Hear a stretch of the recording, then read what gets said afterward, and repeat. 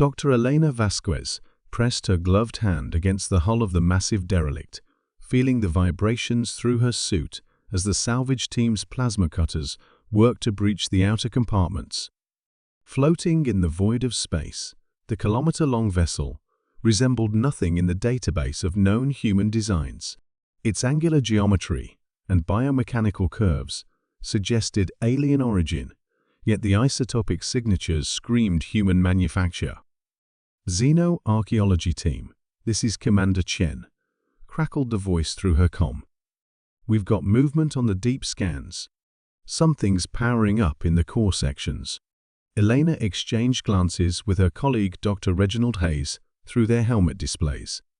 They had been studying the artifact for 3 weeks since the survey ship Meridian had discovered it drifting in the outer rim of the Kepler 442 system.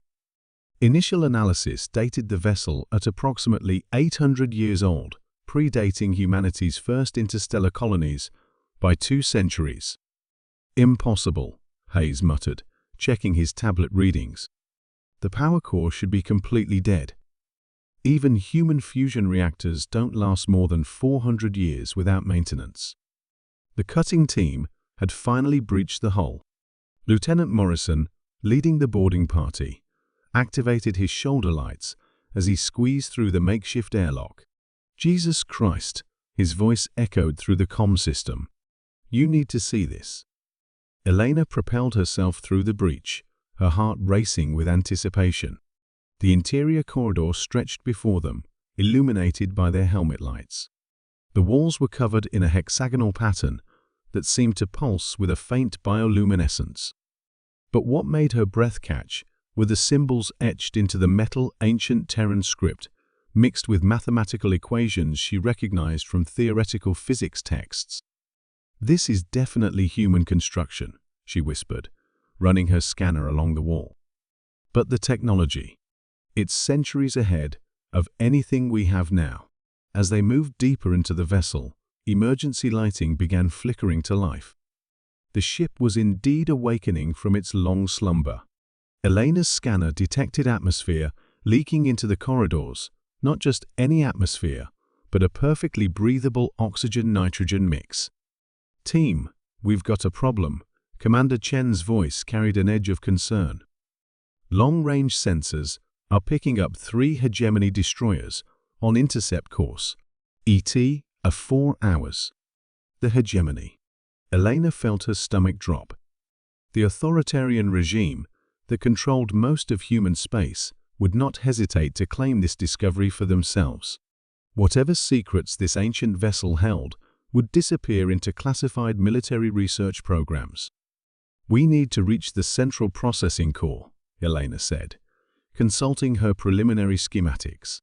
"If this really is a human vessel from the past, there might be data archives that could revolutionize our understanding of our own history." The team moved with renewed urgency. As they navigated the increasingly active corridors, Elena began to notice something peculiar about the ship's design. The layout followed human ergonomics, but the scale was wrong. Everything was slightly too large, as if built for humans who stood 8 feet tall. They reached a massive circular chamber at the ship's heart.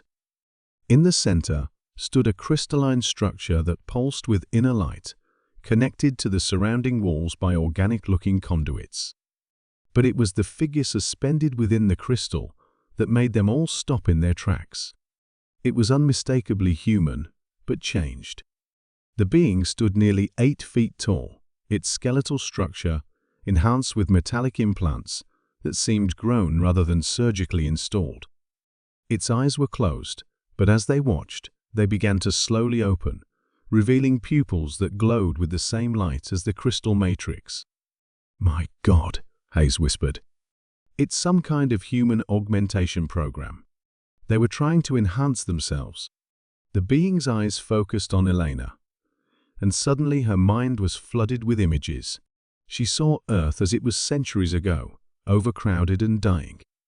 She saw the desperate scientists who had volunteered for the enhancement program, trading their humanity for the ability to survive in space indefinitely. She saw their journey to the stars, not as colonists, but as guardians. We are the Watchers. The being's voice resonated directly in their minds. We left Terra to prepare the way for those who would follow.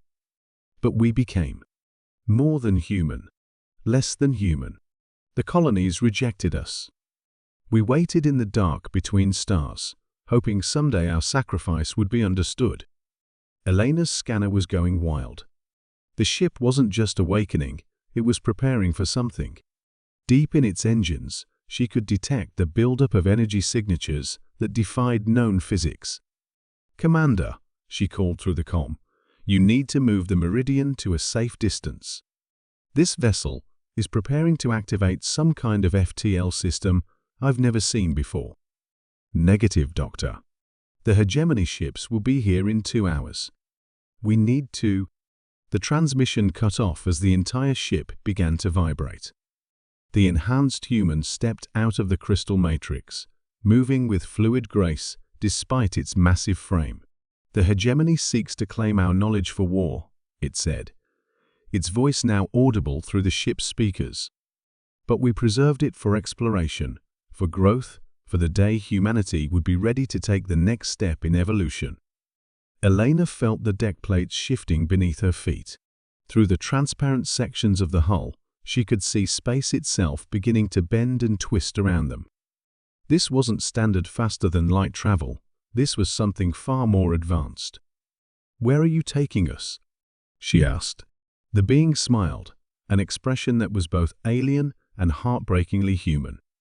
"To the place we have been preparing for 8 centuries. A galaxy where humanity can grow without the limitations of war and hatred. The question is, are you ready to leave the old ways behind?" As the ship entered its impossible transition, Elena realized they weren't just witnessing the activation of an ancient relic. They were becoming part of humanity's next evolutionary leap. The Dreadnought hadn't been sleeping, it had been waiting. The universe folded around them like origami, and Elena Vasquez discovered that sometimes the greatest archaeological discoveries are the ones that discover you in return.